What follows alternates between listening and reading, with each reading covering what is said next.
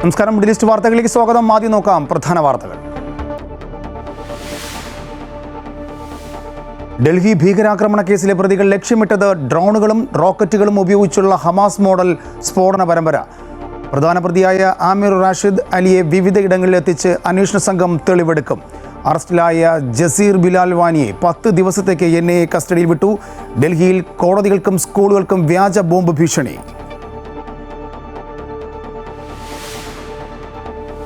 അസാധാരണമായ ഭക്തജനത്തിരക്കിന് ഇന്ന് സാക്ഷ്യം വഹിച്ച ശബരിമല. ദർശനം കിട്ടാതെ പലരും മടങ്ങി. നട തുറന്ന ശേഷം ഇതുവരെ എത്തിയത് 2 ലക്ഷം പേർ. ക്യൂ കോംപ്ലക്സിൽ ഇരിപ്പിട സൗകര്യം ഒരുക്കുന്നത് പരിഗണിക്കും. തിരക്ക് നിയന്ത്രണ വിധേയമെന്നും ഇനി മുതൽ സ്പോട്ട് ബുക്കിംഗ് 20,000 മാത്രമെന്നും ദേവസ്വം ബോർഡ് പ്രസിഡന്റ്. ആശങ്ക വേണ്ടെന്ന് പോലീസ് മേധാവി. സർക്കാർ പരാജയമെന്ന് കോൺഗ്രസും BJPയും. തെരഞ്ഞെടുപ്പായതിനാൽ ഉദ്യോഗസ്ഥ യോഗം വിളിക്കാൻ മന്ത്രിക്ക് അനുമതിയില്ല.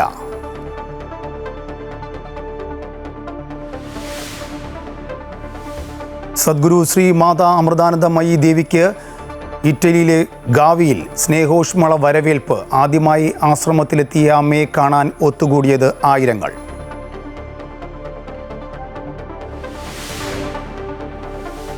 UAEയിൽ കുറഞ്ഞ ശമ്പളക്കാർക്കും ആവശ്യമെങ്കിൽ വായ്പ ലഭ്യമാക്കണമെന്ന ബാങ്കുകൾക്ക് UAE സെൻട്രൽ ബാങ്കിൻ്റെ നിർദ്ദേശം. ഓരോ ബാങ്കുകൾക്കും സ്വന്തം നയങ്ങൾക്കനുസരിച്ച് വായ്പ അനുവദിക്കാം.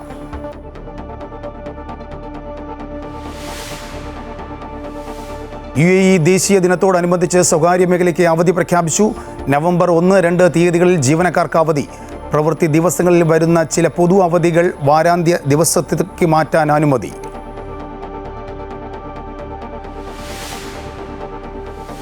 SIR-നെതിരെ സുപ്രീം കോടതിയിൽ ഹർജി സമർപ്പിച്ച് കേരളം. തദ്ദേശ തെരഞ്ഞെടുപ്പ് കഴിയും വരെ SIR നീട്ടിവയ്ക്കണമെന്ന് സർക്കാരിനൊപ്പം കോൺഗ്രസും. സമയക്രമം മാറ്റില്ലെന്ന് തെരഞ്ഞെടുപ്പ് കമ്മീഷൻ. ഡിസംബർ 4-ന് ഫോം സ്വീകരിക്കൽ പൂർത്തിയാക്കാൻ നിർദ്ദേശം. പ്രതിഷേധം ശക്തമാക്കാൻ കോൺഗ്രസ്. 5 കോടി ഒപ്പ് ശേഖരിച്ച് രാഷ്ട്രപതിക്ക് കൈമാറാനും രാംലീല മൈതാനിയിൽ മഹാസമ്മേളനം നടത്തുവാനും തീരുമാനം.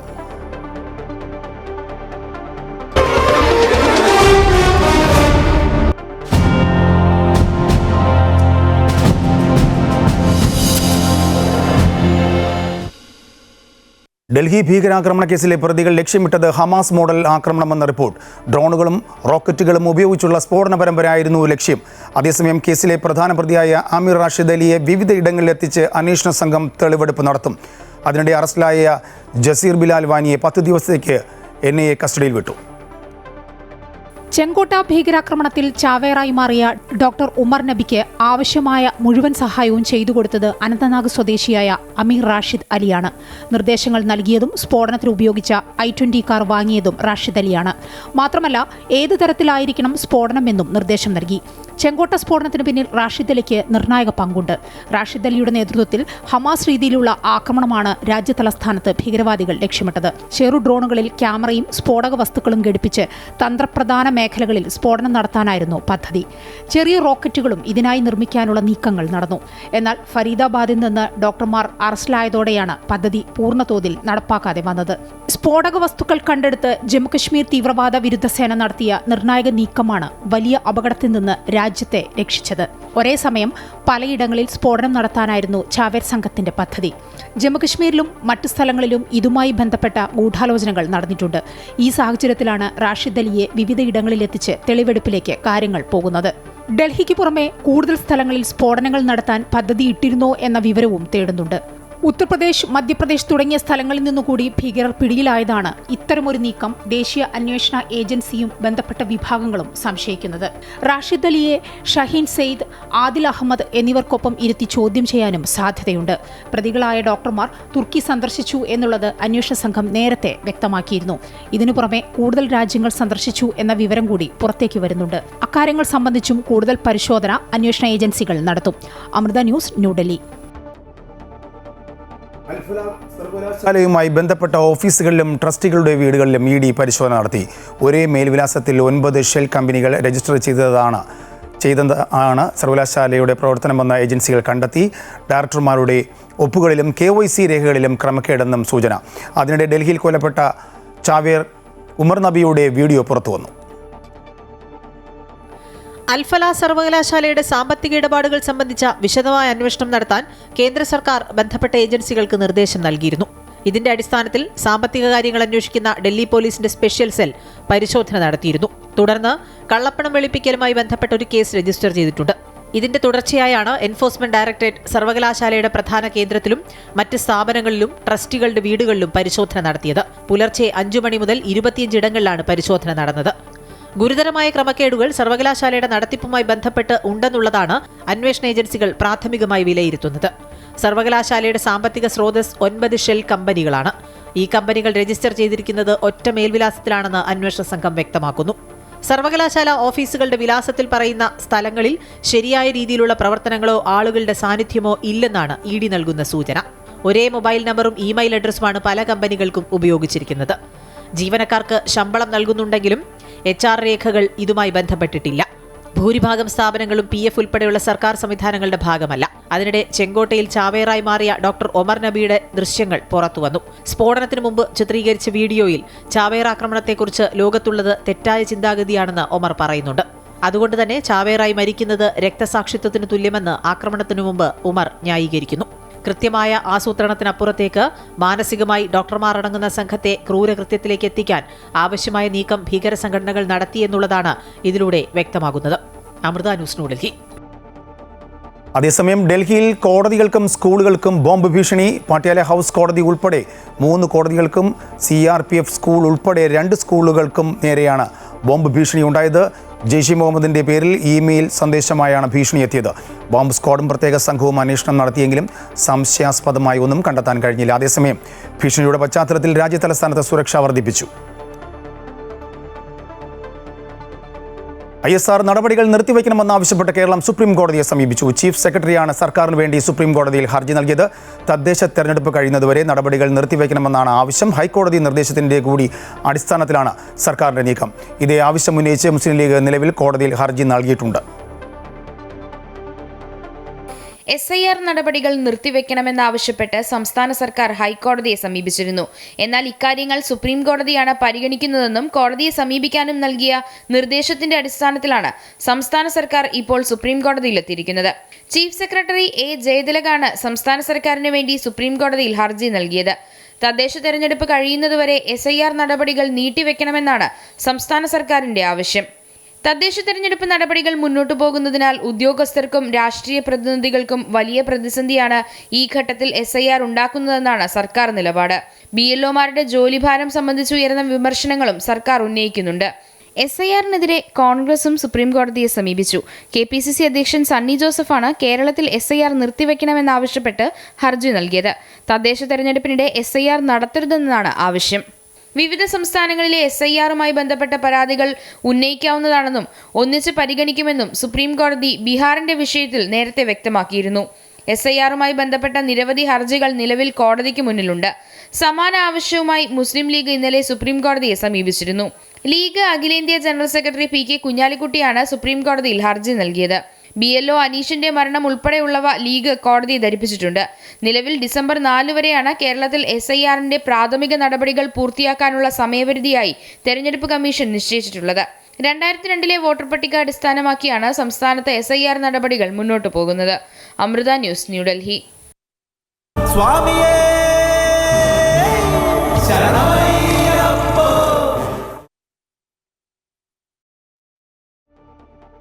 ശബരിമലയിൽ അയ്യപ്പ ഭക്തരുടെ തിരക്ക് ഇന്ന് നിയന്ത്രണാതീതമായിരുന്നു. 17 മണിക്കൂർ വരെ ക്യൂ നിന്നാണ് അയ്യപ്പ ഭക്തർ ദർശനം നടത്തിയത്. തിരക്ക് വർദ്ധിച്ചതോടെ ഉച്ചയ്ക്ക് 2 മണിവരെ ഇന്ന് ദർശനം നീണ്ടു. കുടിവെള്ളം പോലും കിട്ടാതായതോടെ ചില ഭക്തർ കുഴഞ്ഞു വീണു. നടപ്പന്തലിൽ ഭക്തർ നിറഞ്ഞതോടെ ദർശനം കഴിഞ്ഞവർക്ക് മടങ്ങിപ്പോകാൻ കഴിയാത്ത അവസ്ഥയുമുണ്ടായി.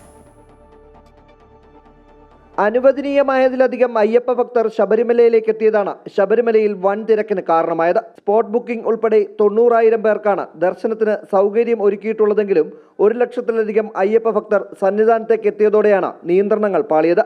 17 മണിക്കൂറോളം ക്യൂ നിന്നാണ് അയ്യപ്പ ഭക്തർ ദർശനം നടത്തിയത്. അവരെന്തിനാണ് ഈ ക്യൂ കൊടുക്കാനുള്ള കാർഡ് തരുന്നത്? ആകെ 90,000 പേരെ കയറ്റുള്ള കാർഡ് തന്നെ. ഞങ്ങൾ എത്ര വഴിയാകണമെന്ന് വരുന്നവരാ വണ്ടിയും വിളിച്ചിട്ട്. അപ്പോൾ അവർക്കൊരു റെസ്പോൺസിബിലിറ്റി ഇല്ലേ? അവർക്ക് കാർഡ് തേക്കാം, ഹോസ്പിറ്റലിലെ കാർഡ് ഡോക്ടർ എഴുതി തന്നു. അവർക്ക് കൊണ്ട് കണ്ടു കാണിച്ചപ്പോൾ നമുക്കറിയില്ല, ഞങ്ങൾക്കറിയില്ല. 5 hours வெயிட்டிங் சார். நாங்கள் வந்து எந்த ரெஸ்பான்ஸ் இல்லை. போலீஸ் சார் கேட்டால் எந்த ரெஸ்பான்ஸ் பண்ண மாட்டேங்கிறாங்க. ஒரு தண்ணி இல்லை குடிக்க, ஒரு சாப்பாடு இல்லை, எதுவுமே இல்லை சார். எதுவுமே கொடுக்க மாட்டேங்கிறாங்க சார். எப்படி சார் வயசானவங்க எப்படி சார் கவர்மெண்ட் ரொம்ப வச்சு சார். കുട്ടികളും പ്രായമായവരും അടക്കമുള്ള അയ്യപ്പ ഭക്തരാണ് വൻ തിരക്കിൽ വലഞ്ഞത്. ഇന്നലെ രാത്രി 11 മണിക്ക് കയറിയതാ കുട്ടീനായിട്ട്. എന്നിട്ട് രണ്ട് പിള്ളേരും വയസ്സായ അമ്മയുള്ളത് ഞങ്ങൾക്ക് കയറാനായിട്ട്. എന്നിട്ട് 18 പടി കയറാൻ പറ്റിയിട്ടില്ല. കുട്ടി 2-3 വട്ടം വരിയിൽ എന്നിട്ട് തിക്കൊണ്ട് ഛർദ്ദിച്ചിട്ട് ഹോസ്പിറ്റലിൽ വരെ പോയി. അതിൻ്റെ ലിസ്റ്റാണ് ഈ കാണുന്നത്. എന്നിട്ട് ഞങ്ങൾ പറയുമ്പോൾ തിരക്കാണ്, ഇപ്പം കയറാൻ പറ്റില്ല. ബാരിക്കേഡ് കടന്ന അയ്യപ്പ ഭക്തർ ഓവർ ബ്രിഡ്ജ് വഴി സന്നിധാനത്തേക്ക് എത്തിയതോടെ മുഴുവൻ നിയന്ത്രണവും പാളി. തുടർന്ന് 2 മണിക്കൂർ നേരത്തെ പരിശ്രമത്തിനൊടുവിൽ 3 മണിയോടെ നട തുറന്നതോടെ സന്നിധാനത്ത് നിരക്ക് നിയന്ത്രണ വിധേയമായി. വെർച്വൽ ക്യൂ കൂടാതെയുള്ള സ്പോട്ട് ബുക്കിംഗ് 20,000 ഇനി മുതൽ പരിമിതപ്പെടുത്തുമെന്ന് Devaswom board president K Jayakumar പറഞ്ഞു. നിലയ്ക്കലിൽ സ്പോട്ട് ബുക്കിംഗിന് അധികമായി 7 കൗണ്ടറുകൾ കൂടി ഉടൻ പ്രവർത്തനം ആരംഭിക്കുമെന്നും അദ്ദേഹം അറിയിച്ചു. സ്പോട്ട് ബുക്കിംഗ് 20,000 ഉള്ളൂ. ഇനി സ്പോട്ട് ബുക്കിംഗ് ഇല്ല. നാളെ തൊട്ട് 20,000 ഉള്ളൂ. 20,000 കടന്നുപോയാൽ അടുത്ത ദിവസമേ വരാൻ സാധിക്കും. അതുകൊണ്ടാണ് നിലയ്ക്കലിലേക്ക് നമ്മൾ സ്പോട്ട് ബുക്കിംഗ് സബ്സ്റ്റാൻഷ്യലായിട്ട് മാറ്റുകയാണ്. സോ ദാറ്റ് അവർക്ക് അവിടെ നിൽക്കാം, പിറ്റേന്ന് വന്നാൽ മതി. 7 കൗണ്ടർ ഇന്ന് രാത്രി തൊട്ട് വരും. അതിൻ്റെ ബോർഡ് വയ്ക്ക് 20,000 സ്പോട്ട് ബുക്കിംഗ് നിജപ്പെടുത്തുകയാണെന്നുള്ളത്. അതിനേക്കാൾ കുറച്ച പിന്നെ ആളേക്ക് നമ്മൾ നേരത്തെ 20 പറഞ്ഞു, അതിൽ നിർത്തും. അതാണ് സ്ഥിതി. വെർച്വൽ ക്യൂ ഉപയോഗപ്പെടുത്തി തനതുപാത വഴി ദർശനം നടത്തി മടങ്ങാൻ അയ്യപ്പ ഭക്തരും തയ്യാറാകണമെന്ന ADGP S ശ്രീജിത്തും വ്യക്തമാക്കി. വരും ദിവസങ്ങളിൽ തിരക്കു നിയന്ത്രിക്കുന്നതിനുള്ള നടപടികളും ശബരിമലയിൽ സ്വീകരിച്ചിട്ടുണ്ട്. അമൃത ന്യൂസ്, സന്നിധാനം. ശബരിമലയിലെ തിരക്ക് നിലവിൽ നിയന്ത്രണ വിധേയമെന്ന് സംസ്ഥാന പോലീസ് മേധാവി റവാഡ ചന്ദ്രശേഖർ അറിയിച്ചു. ഇന്നലെ മുതലാണ് തിരക്ക് വർദ്ധിച്ചത്. സ്ഥിതിഗതികൾ വിലയിരുത്തി വേണ്ട ക്രമീകരണം ഏർപ്പെടുത്തിയതായും DGP അറിയിച്ചു. കാനനപാത ഭക്തർ ഒഴിവാക്കണം. നിലവിൽ ആവശ്യത്തിനുള്ള പോലീസ് ശബരിമലയിൽ ഡ്യൂട്ടിയിലുണ്ട്. കേന്ദ്രസേന ഉടൻ തന്നെ എത്തും. വെർച്വൽ ക്യൂവിനൊപ്പം സ്പോട്ട് ബുക്കിംഗിലൂടെ കൂടുതലായ ഭക്തർ എത്തിയതാണ് തിരക്ക് വർദ്ധിക്കാൻ കാരണമെന്നും DGP ചൂണ്ടിക്കാട്ടി. മൂവായിരമുള്ള പോലീസ് ഉദ്യോഗസ്ഥനെ ഞങ്ങളവിടെ ഡിപ്ലോയ് ചെയ്തു. പമ്പ, നിലയ്ക്കൽ, സന്നിധാനത്തിൽ. ഇതുപോലെ തന്നെ നമുക്ക് ആദ്യ ദിവസം 14-ാം തീയതി വൈകുന്നേരം തന്നെ 60,000 പേര് അവിടെ ഭക്തന്മാർ വന്നിരുന്നു. ഇന്നലെ 17-ാം തീയതി വൻ തിരക്ക് അനുഭവിച്ചിട്ടുണ്ടായിരുന്നു. മോർ ദാൻ 1 lakh പീപ്പിളാണ് അവിടുത്തെ വന്നതാണ്. കള്ളപ്പണം വെളുപ്പിക്കൽ കേസിൽ അൽ-ഫലാഹ് സർവകലാശാല ചെയർമാൻ ജാവേദ് അഹമ്മദ് സിദ്ദിഖി അറസ്റ്റിൽ. എൻഫോഴ്സ്മെന്റ് ഡയറക്ടറേറ്റാണ് ഇയാളെ അറസ്റ്റ് ചെയ്തത്. 2002 കള്ളപ്പണം തടയൽ നിയമത്തിന്റെ അടിസ്ഥാനത്തിലാണ് നടപടി. ഡൽഹി ഭീകരാക്രമണ കേസുമായി ബന്ധപ്പെട്ട ഡോക്ടർമാർ ഉണ്ടായിരുന്നത് ഈ സർവകലാശാലയിലാണ്. ഭീകരാക്രമണത്തിന്റെ പശ്ചാത്തലത്തിൽ സർവകലാശാലയ്ക്കെതിരെ കേന്ദ്ര ഏജൻസികൾ ശക്തമായ അന്വേഷണം ആരംഭിച്ചിരുന്നു. കൂടുതൽ വിശദാംശങ്ങളുമായി കെ പ്രശാന്ത് ചേരുന്നു. പ്രശാന്ത്, സംശയത്തിന്റെ നിഴലിലാണ് അൽ-ഫലാഹ് സർവകലാശാലയിലെ ചില ജീവനക്കാരും ഡോക്ടർമാരും. എന്താണ് അന്വേഷണ പുരോഗതി? രാജേഷ്, ഡൽഹി ഭീകരാക്രമണവുമായി ബന്ധപ്പെട്ട സംശയ നിഴലിലുള്ള സർവകലാശാലയാണ് അൽ-ഫലാഹ് സർവകലാശാല. സ്വാഭാവികമായും ആ സർവകലാശാലയുമായി ബന്ധപ്പെട്ട സാമ്പത്തിക കാര്യങ്ങളെല്ലാം തന്നെ കേന്ദ്ര ഏജൻസികൾ പരിശോധിച്ചു വരികയായിരുന്നു. ഡൽഹി പോലീസിന്റെ സ്പെഷ്യൽ സെൽ, അത് സാമ്പത്തിക കുറ്റകൃത്യങ്ങൾ അന്വേഷിക്കുന്ന സെല്ലാണ്. അവർ തന്നെ 2 കേസ് ഇതുമായി ബന്ധപ്പെട്ട ഈ സർവകലാശാലക്കെതിരെ രജിസ്റ്റർ ചെയ്തു. അതിൽ ഏറ്റവും പ്രധാനപ്പെട്ടതെന്ന് പറയുന്നത് നാക്കിന്റെ അക്രഡിറ്റേഷനും UGC അക്രഡിറ്റേഷനുമായി ബന്ധപ്പെട്ട് തന്നെയാണ്. വ്യാജ അക്രഡിറ്റേഷന്റെ കാര്യങ്ങൾ ബോധ്യപ്പെടുത്തിയ രക്ഷിതാക്കളിൽ നിന്നും വിദ്യാർത്ഥികളിൽ നിന്നും പണം തട്ടി എന്നുള്ളതായിരുന്നു ഡൽഹി പോലീസിന്റെ കണ്ടെത്തലായിട്ടുണ്ടായിരുന്നു. അതിന്റെ അടിസ്ഥാനത്തിലാണ് അങ്ങനെ ഒരു കേസ് വരികയൊക്കെ ചെയ്തത്. ഇതിന്റെ തുടർച്ചയായാണ് കള്ളപ്പണം വെളുപ്പിക്കലുമായി ബന്ധപ്പെട്ട കേസ് കൂടി EDയുടെ ഭാഗത്തുനിന്ന് ഇപ്പോൾ വന്നിട്ടുള്ളത്. അതിന്റെ അടിസ്ഥാനത്തിലാണ് ഇപ്പോൾ അഹമ്മദ് സിദ്ദിഖിയെ അറസ്റ്റ് ചെയ്തിരിക്കുന്നത്. ഇതിന്റെ തുടർ നടപടികൾ സ്വാഭാവികമായി ഉണ്ടാകും. രാവിലെ നടത്തിയ നിർണായക ചില നീക്കങ്ങൾ EDയുടെ ഭാഗത്തുണ്ടാകുന്നു. പുലർച്ചെ തന്നെ ഈ സർവകലാശാലയുമായി ബന്ധപ്പെട്ട ട്രസ്റ്റിമാരുടെ വീടുകളിലും അവരുടെ മറ്റ് സ്ഥാപനങ്ങളിലുമെല്ലാം തന്നെ റെയ്ഡ് നടക്കുന്നു. ആ റെയ്ഡിൽ ചില രേഖകൾ പിടിച്ചെടുക്കുന്നു.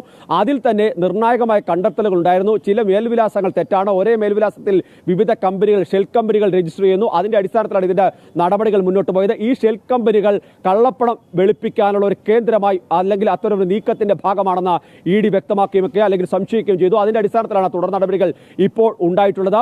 2002 കള്ളപ്പണം വെളുപ്പിക്കൽ നിരോധന നിയമപ്രകാരമുള്ള നടപടിയാണ് ഇപ്പോൾ EDയുടെ ഭാഗത്തുനിന്ന് ഉണ്ടായിട്ടുള്ളത്. മാത്രമല്ല, ഈ പിടിച്ചെടുത്ത രേഖകൾ ഏറ്റവും പ്രധാനപ്പെട്ടതെന്ന് പറയുന്നത് ഈ ഷെൽ കമ്പനികളാണ് എന്നുള്ളത് മാത്രമല്ല, ഒരേ നമ്പറുകളും അതുപോലെ തന്നെ ഒരു ഇമെയിൽ ഐഡികളെല്ലാം തന്നെ ഈ കമ്പനികളുടെ ആളുകൾക്ക് വേണ്ടി ഉപയോഗിക്കുന്നു, അല്ലെങ്കിൽ സ്ഥാപനങ്ങൾക്ക് വേണ്ടി ഉപയോഗിക്കുന്നു.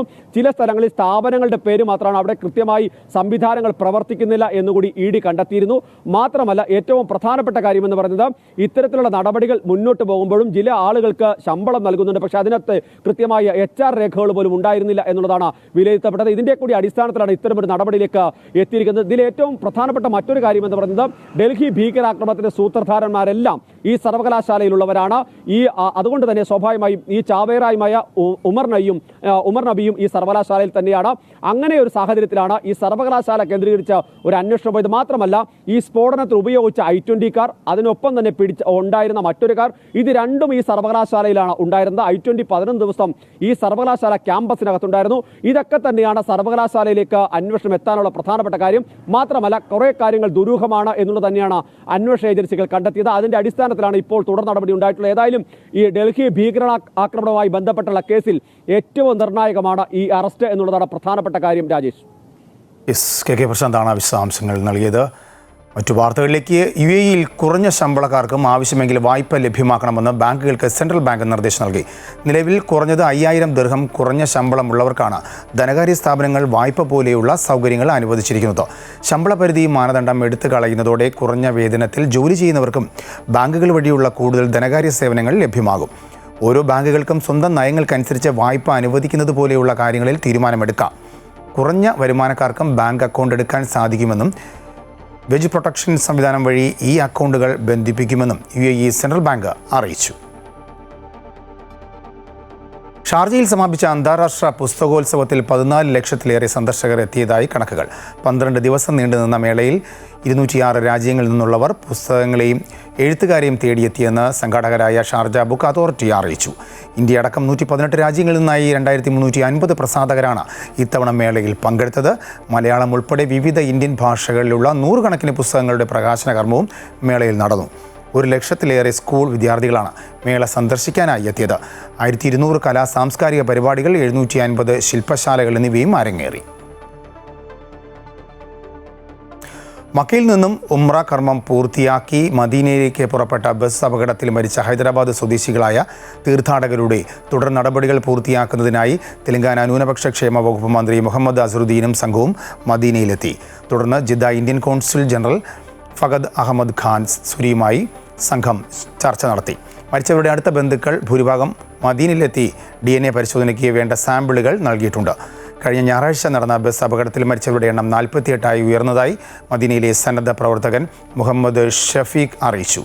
UAE-യിൽ നിന്ന് വിസിറ്റ് വിസയിൽ വന്ന 2 പേരും ഇന്ത്യയിൽ നിന്നും വന്ന 45 ഉംറ തീർത്ഥാടകരും അടക്കം 47 ഇന്ത്യൻ തീർത്ഥാടകരാണ് ബസ്സിലുണ്ടായിരുന്നത്. ഒരാൾ രക്ഷപ്പെട്ടു. തീർത്ഥാടകരുടെ വാഹനം ഓടിച്ച സുഡാൻ പൗരനും ട്രെയിലർ ഓടിച്ച പാകിസ്ഥാൻ പൗരനും അടക്കം 48 പേരാണ് വാഹന അപകടത്തിൽ ആകെ മരിച്ചത്. UAE ദേശീയ ദിനത്തോട് അനുബന്ധിച്ച് സ്വകാര്യ മേഖലയ്ക്ക് അവധി പ്രഖ്യാപിച്ചു. നവംബർ 1, 2 തീയതികളിൽ രാജ്യത്തെ സ്വകാര്യ സ്ഥാപനങ്ങളിലെ ജീവനക്കാർക്ക് അവധിയായിരിക്കും.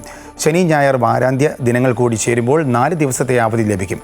2025 ജനുവരി 1 പ്രാബല്യത്തിൽ വന്ന മന്ത്രിസഭാ തീരുമാനമനുസരിച്ച് പ്രവൃത്തി ദിവസങ്ങളിൽ വരുന്ന ചില പൊതു അവധികൾ വാരാന്ത്യ ദിവസത്തിലേക്ക് മാറ്റാൻ അനുമതിയുണ്ട്.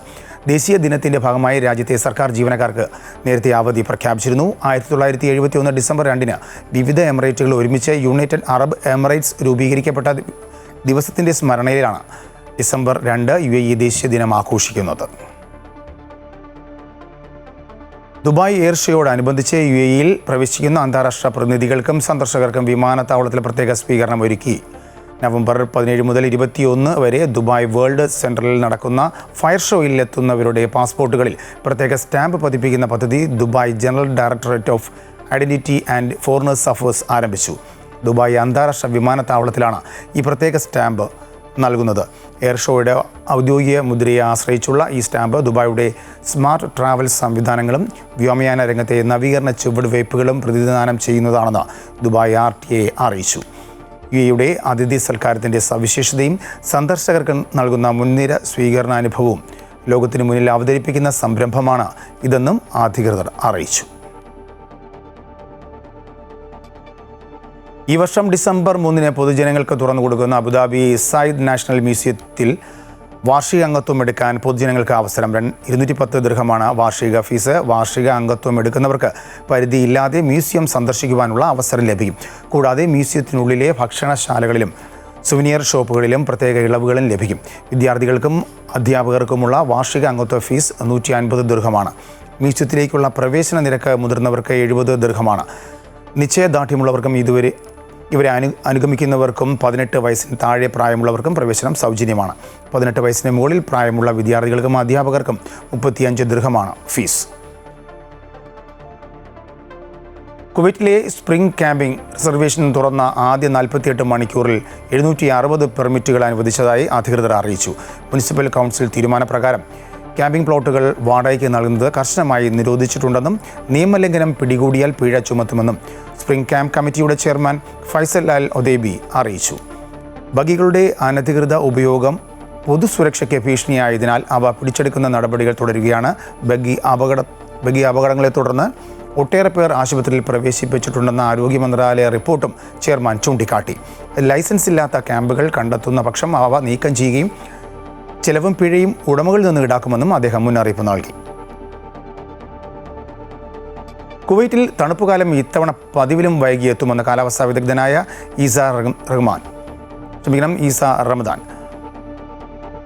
ഡിസംബർ ആദ്യവാരം വരെ രാജ്യത്ത് മിതമായ കാലാവസ്ഥയും വേനലിന് സമാനമായ പകൽ താപനിലയും തുടരുമെന്ന് അദ്ദേഹം അറിയിച്ചു. നിലവിൽ തെളിഞ്ഞ ആകാശവും വടക്ക് പടിഞ്ഞാറൻ കാറ്റും കാരണം ഈർപ്പം കുറയുകയും ദൂരക്കാഴ്ച മെച്ചപ്പെടുകയും ചെയ്തിട്ടുണ്ട്. വാരാന്ത്യത്തിലും തെളിഞ്ഞ കാലാവസ്ഥയായിരിക്കും. പകൽ താപനിലയിൽ നേരിയ കുറവുണ്ടാകുമെങ്കിലും പൊതുവെ ചൂട് കുറഞ്ഞ മിതമായ അവസ്ഥയിലായിരിക്കും. എന്നാൽ രാത്രികളിൽ തണുപ്പ് അനുഭവപ്പെടും.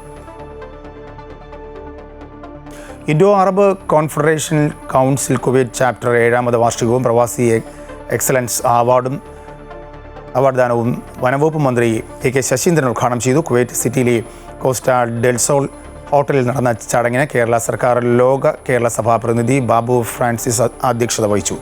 വിശിഷ്ട അതിഥികളായി പ്രശസ്ത സംവിധായകൻ ബ്ലസി, IACCK രക്ഷാധികാരിയും കുവൈറ്റ് സ്പെഷ്യൽ ഒളിമ്പിക് ഡയറക്ടറുമായ റിഹാബ് എം ഗോരിസ്ലി എന്നിവർ മുഖ്യപ്രഭാഷണം നടത്തി. വിവിധ മേഖലകളിൽ പ്രവർത്തന മികവ് നേടിയവർക്ക് പ്രവാസി എക്സലൻസ് അവാർഡ് നൽകി ആദരിച്ചു. അവാർഡ് ജേതാക്കൾക്ക് മന്ത്രി കെ ശശീന്ദ്രൻ ഫലകവും സംവിധായകൻ ബ്ലസി പ്രശംസാപത്രവും കൈമാറി. സൗദിയിൽ അനധികൃതമായി ലൈസൻസ് ഇല്ലാതെ ടാക്സി സർവീസ് നടത്തുന്ന ഡ്രൈവർമാർക്കെതിരെ സൗദി പൊതുഗതാഗത അതോറിറ്റിയുടെ കർശനമായ നടപടി തുടരുന്നു. നവംബർ 8 മുതൽ 14 വരെ നടത്തിയ പരിശോധനയിൽ രാജ്യത്തിൻ്റെ വിവിധ ഭാഗങ്ങളിലായി 1383 പേർ പിടിയിലായി. പിടികൂടിയവരിൽ 721 പേർ ലൈസൻസ് ഇല്ലാതെ ടാക്സി സർവീസ് നടത്തിയവരാണ്. 662 പേർ നിയമവിരുദ്ധമായ യാത്രക്കാരെ ടാക്സികളിലേക്ക് വിളിച്ചു കയറ്റുന്ന ജോലിയിൽ ഏർപ്പെട്ടവരാണ്. കോഴിക്കോട് ജില്ലാ പ്രവാസി അസോസിയേഷൻ സംഗീത സായാഹ്നവും കുടുംബസംഗമവും നടത്തി. റിയാദിൽ നടന്ന പരിപാടിയിൽ ഗഫൂർ കൊയിലാണ്ടി അധ്യക്ഷത വഹിച്ചു. സാംസ്കാരിക സമ്മേളനം അഹമ്മദ് കോയ ഉദ്ഘാടനം ചെയ്തു. വിവിധ കലാപരിപാടികളും അരങ്ങേറി.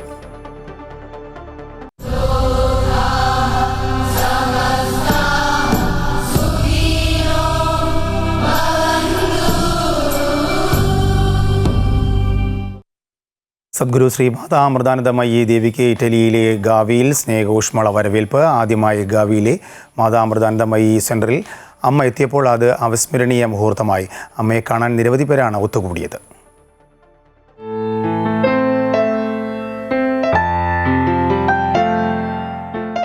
ഇറ്റലിയിലെ മിലാനിലെ 3 ദിവസത്തെ പര്യടന പരിപാടികൾ പൂർത്തിയാക്കിയാണ് അമ്മ ഗാവിയിൽ എത്തിയത്.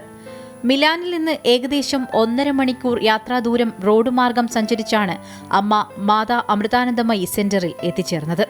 2022 ജൂൺ 27 ഉദ്ഘാടനം ചെയ്ത ആശ്രമത്തിൽ ആദ്യമായി എത്തിയ അമ്മയ്ക്ക് ഭക്തിനിർഭര സ്വീകരണമാണ് നൽകിയത്.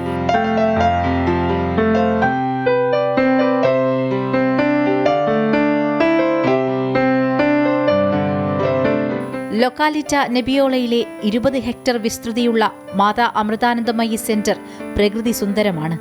കോട്ടകളും പുരാതന ഇറ്റാലിയൻ പൈതൃകവും സംസ്കാരവും പേറുന്ന ഇടം കൂടിയാണിത്. ഒരു നോക്കു കാണാനായി എത്തിയവർക്കൊപ്പം സന്തോഷം പങ്കിട്ട അമ്മ ധ്യാനത്തിനും ഭജനയ്ക്കും നേതൃത്വം നൽകി. അമ്മയ്ക്കൊപ്പമുള്ള നിമിഷങ്ങൾ ധന്യമായ അനുഭവമായിരുന്നു ഓരോരുത്തർക്കും സമ്മാനിച്ചത്.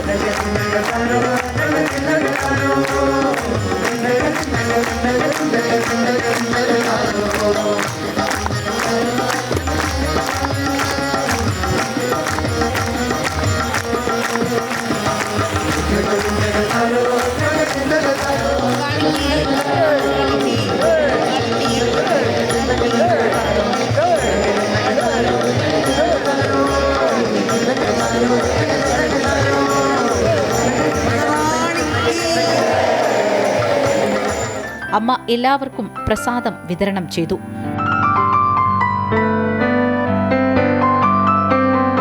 തുടർന്ന് ജർമ്മനിയിലെ ബ്രോംബാക്ടയിലെ പൊതുപരിപാടിക്കായി അമ്മയും സംഘവും യാത്ര തിരിച്ചു. News desk Amrita TV.